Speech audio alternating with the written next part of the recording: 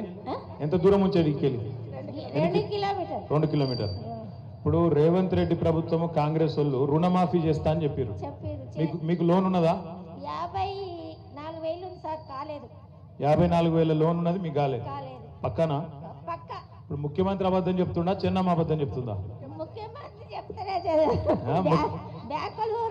అట్లా కాదు ముఖ్యమంత్రి అబద్ధం చెప్తుండా చెన్నమ్మ అబద్ధం చెప్తున్నా మరి కేసు ఎవరి మీద పెడదాం ముఖ్యమంత్రి మీద పెడదామా చెన్నమ్మ మీద పెడదామా కాదు మోసం చేసిన మీద కేసు పెట్టాలనా లేదా పెట్టాలి మరి గ్యాస్ గురించి కూడా 500 అన్నారు మరి 500 900 తీసుకుంటుండ్రు 400 బ్యాగ్ లో పడుతున్నాయా పడతలేవా పడతలేవు సార్ లేవా పడతలేవు అది కూడా ఉత్త గ్యాస్ ముచ్చట్నే అయిపోయిందా అది గ్యాస్ లోన్ 4 ఎకరాలు భూమి సార్ 4 ఎకరాలు ఉన్నది రైతు బంధు వాళ్ళే రుణమాఫీ కాలే ఫ్రీ బస్ ఉన్నదా ఫ్రీ బస్ ఒక్కటి చేసి సార్ అందరికి బాగా తిరుగుతున్నావా మరి ఫ్రీ బస్సులా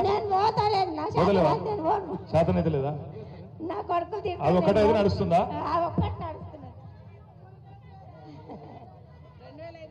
నాకు రాలే మేడం తులం బంగారం వచ్చిందా మరి బంగారం లేదు 2,000 వేయలేవు మా ఆయనకు 200 పింఛన్ ఇస్తారు మీ ఆయనకు 2,000 పింఛన్ ఎవరు ఇచ్చారు మా కేసీఆర్ ఈయన ఇయ్యలే కదా మరి ఈయన 4,000 ఇస్తాను కదా అదే కదా ఆయన దెక్కపోయాడు ఉన్నాడు మరి సంవత్సరమా అడగవా ఏం చేయాలి ఏం పెట్టాలి ఇట్లా మాట్లాడితే కేసులు అవుతాయి పుల్లగిరి అంటే బాగా వైలెంట్ ఉన్నారు మీ కాడ ఇట్లా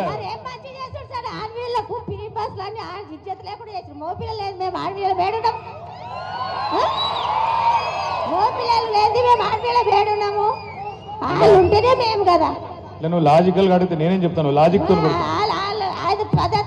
పద్ధతి కాదా సరే నేను చెప్తా మరి ఎక్కడ ఎదురుగా పడితే చెప్తా కానీ తప్పించుగా తిరుగుతుండే ఏం చేయాలి రైట్ థ్యాంక్ యూ చిన్నమ్మ షాద్నగర్ గారు మాజీ శాసనసభ్యులు అంజన్న గారిని మాట్లాడాలని కోరుకుంటున్నాను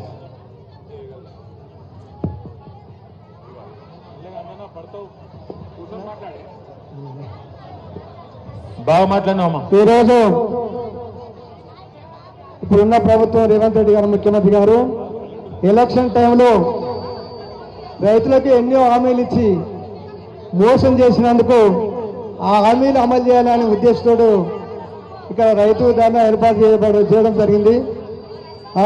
ఈ ధర్నా కార్యక్రమానికి ముఖ్య అతిథిగా వచ్చిన గౌరవనీయులు మాజీ మంత్రివర్యులు పార్టీ వర్కింగ్ ప్రెసిడెంట్ కేటీఆర్ గారికి, మాజీ మంత్రులు సబితాన్ గారికి, శ్రీనివాస్ గౌడ్ గారికి, అదేవిధంగా మహమ్మద్ అలీ గారికి, ఎమ్మెల్యే కౌశిక్ రెడ్డి గారికి, అదే మాజీ ఎమ్మెల్యేలు మహేష్ గారికి, ఆనంద్ గారికి, ముఖ్య పట్నారాయణ రెడ్డి గారికి, స్థానికులు కార్తిక్ రెడ్డి గారికి, అవినాష్ రెడ్డి గారికి, పెద్దలు నరేంద్ర గౌడ్ గారికి, అదేవిధంగా మన క్యాంప్ ఆంధ్రకి పైన పెద్దలకు ప్రస్తుత ప్రజాప్రతినిధులకు, మాజీ ప్రజాప్రతినిధులకు, పార్టీ శ్రేణులకు, రైతులందరికీ సంక్రాంతి శుభాకాంక్షలు.